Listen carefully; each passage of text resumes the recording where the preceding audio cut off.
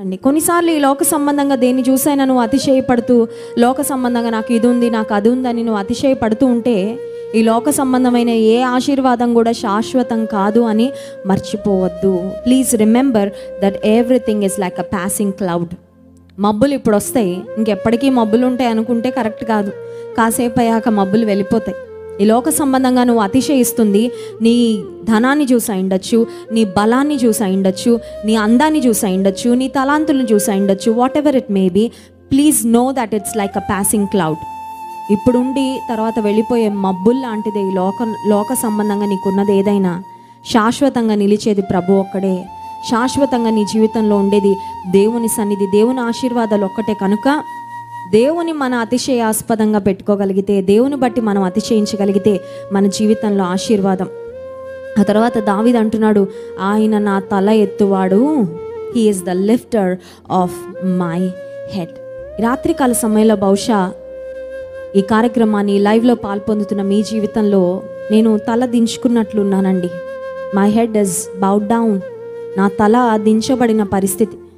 కొన్ని దేశాల్లో అక్కడ శత్రులు వారి మీద అటాక్ చేసి ఆ దేశాల్లో ఉన్న పచ్చదనం అంతా ఎండిపోయి, ఆ దేశంలో ఉన్న ప్రజల ఆరోగ్యాలన్నీ పాడైపోయి, వాళ్ళ వ్యాపారాలన్నీ దెబ్బతిన్న తర్వాత కొన్ని దేశాల్లో కొంతమంది రీసెర్చ్ చేసే టీమ్స్ వెళ్ళి ఆ దేశాల మీద దాడులు మాటిమాటికి జరిగి మాటిమాటికి వారికి అపజయం వస్తూ శత్రు దాడిలో దెబ్బతిన్న దేశాల ప్రజలంట వాళ్ళు కనీసం తల ఎత్తుకొని కూడా నడిచే స్థితిలో ఉండరంట. Most of them are just bowed down. వాళ్ళ భుజాలు కూడా వంగినట్లు వాళ్ళు నడుస్తున్నారంట. కొంతమంది రీసెర్చ్ టీమ్స్ వెళ్ళి అక్కడున్న మనుషులని, వారి మనస్తత్వాలను, వారి హావభావాలు, వారి ముఖాలు, వారి ముఖంలో ఉన్న ఎక్స్ప్రెషన్స్ వీటన్నిటిని క్యాప్చర్ చేయడానికి ప్రయత్నం చేస్తే వారు గమనించింది ఏంటంటే, ఓటమి పాలైన, అవమానం పాలైన, వారికి ఉన్న ఆశీర్వాదాలన్నీ తీసివేయబడినప్పుడు, భయంకరమైన నష్టాలను వారు పొందుకున్నప్పుడు వారి ముఖాలలో ఆనందం లేదు, చిరునవ్వు లేదు. వారి తలలు, వారి భుజాలు కూడా ఒక రకంగా చెప్పాలంటే దిగిపోయిన పరిస్థితిలో వారు నడుస్తున్న చాలా నిరాశకరంగా వంగిపోయి అడుగులో అడుగు వేసుకుంటూ నడవాలా బ్రతకాలా అన్నట్లుగా ఉన్నారంట వారి పరిస్థితి. నిజమే, జీవితంలో కొన్నిసార్లు మనకు వచ్చే సమస్యలు మనల్ని కిందకి లాగేస్తూ ఉంటాయండి. ఒక మ్యాగ్నెట్, ఒక అయస్కాంతం ఉంటే అది ఎలా అన్నిటినీ దాని వైపుకి లాక్కుంటుందో, కొన్నిసార్లు జీవితంలో మనకు ఎదురయ్యే కష్టాలు, ఓటమి, అవమానము మన తలను దింపేస్తూ ఉంటుంది.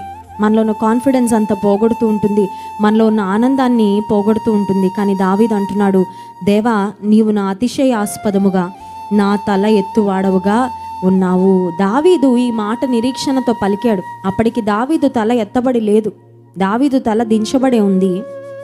కానీ దావీదు ఈ మాటలు పలికినప్పుడు నిరీక్షణతో పలికాడు. ఆ తర్వాత దావీదు తలను దేవుడు నిజంగానే ఎత్తాడు. హల్లెలూయా. నీ తల ఒకవేళ దింపబడి ఉండొచ్చు.